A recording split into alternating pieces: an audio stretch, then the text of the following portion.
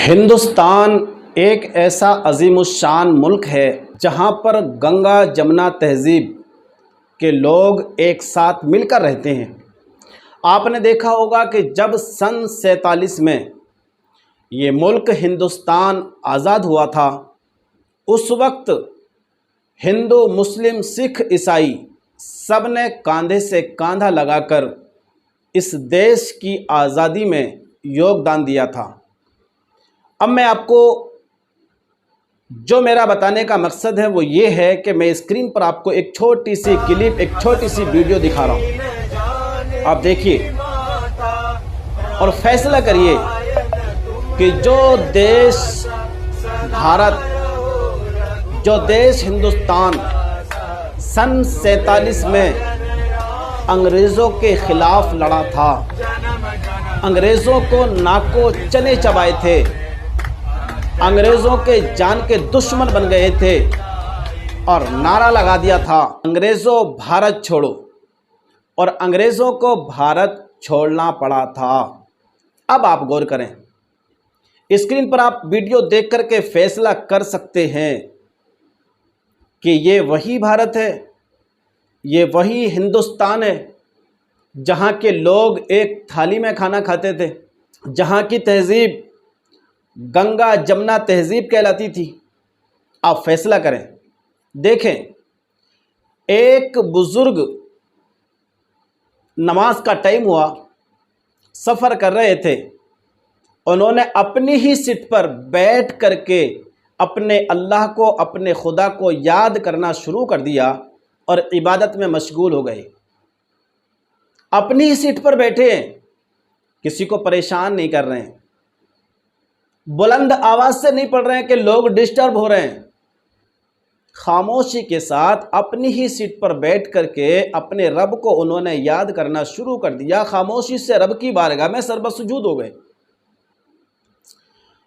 लेकिन अब वही लोग जो सन 47 में एक साथ रहते थे, गंगा जमुना तहज़ीब का नारा लगाते थे, इनकलाब जिंदाबाद का नारा लगाते थे, सारे जहां से अच्छा हिंदुस्तान हमारा नारा लगाते थे, ये नौजवान और जो भी आप देख रहे होंगे इस वीडियो के अंदर, सब के सब लेकर के बुलंद आवाज़ से मिलकर झुंड के साथ हनुमान चालीसा पढ़ना शुरू कर दिया। यहाँ पर सवाल पैदा ये होता है, भाई आपसे कौन मना कर रहा है कि आप हनुमान चालीसा मत पढ़िए? कौन कह रहा है आपसे कि आप अपने भगवान को याद मत करिए, अपने राम को याद मत करिए? कौन कह रहा है? क्या ईसाई कह रहे हैं आपसे? क्या सिख कह रहे हैं आपसे? क्या मुसलमान कह रहे हैं आपसे कि अपने राम को आप याद ना करें, अपने भगवान को आप याद ना करें?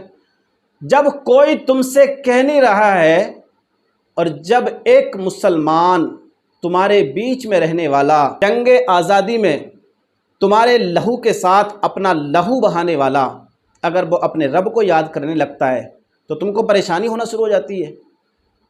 ऐसा देश कैसा हो गया मेरा देश? मेरा देश तो ये था, अगर मुसलमान नमाज पढ़ता था तो हिंदू भाई उसके सर पर छाता लेके खड़ा होता था। अब आप खुद फैसला करिए कि ये देश हिंदुस्तान कहाँ जा रहा है।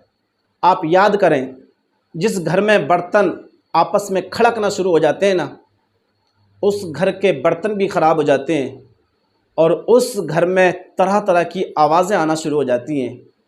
देखिए, अगर हमें मिल के रहना है, हमें हिंदुस्तान को आगे लेकर के जाना है, अपने देश भारत को हमें आगे लेकर के जाना है, तो जैसे 5 लोग एक साथ मुट्ठी बांध कर काम करें तो ज़्यादा हम इनकलाब ला सकते हैं। इसी तरह से अपने देश को हम आगे ले जाने में कामयाब हो सकते हैं। आप करिए, आप राम को याद करिए, आप हनुमान चालीसा पढ़िए, लेकिन ये सारी बातें आपको तभी क्यों याद आती हैं जब कोई मुसलमान इबादत कर रहा होता है, जब कोई मुसलमान आज़ान दे रहा होता है, जब कोई मुसलमान की मस्जिद तुम्हें दिखती है? ये सारी बातें तुम्हें तभी क्यों याद आती हैं? पता ये चला कि आप जो काम कर रहे हैं ना, वो राम के लिए नहीं कर रहे हैं, भगवान के लिए नहीं कर रहे हैं, अपनी पावर दिखाने के लिए काम कर रहे हैं आप।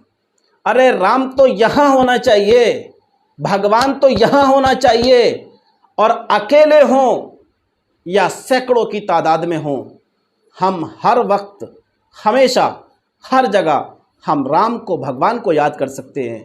तो मेरे दोस्तों, मेरा कहने का जो मकसद है वो यही है कि हमारी जो तहज़ीब थी वो ख़त्म हो चुकी है, हमारा जो चलन था वो ख़त्म हो चुका है, जो हमारे अंदर भाईचारा था वो ख़त्म हो चुका है। अपने भाईचारे को दोबारा हम लाइन पर लाएं और एक साथ हाथ से हाथ मिलाकर हम काम करें। तो मैं उम्मीद करता हूं कि इंशाअल्लाह हमारा देश हिंदुस्तान बुलंदियों पर चढ़ता हुआ नज़र आएगा और यहाँ की जनता, यहाँ का नौजवान अपने खाने पीने में मस्त और मगन नज़र आएगा।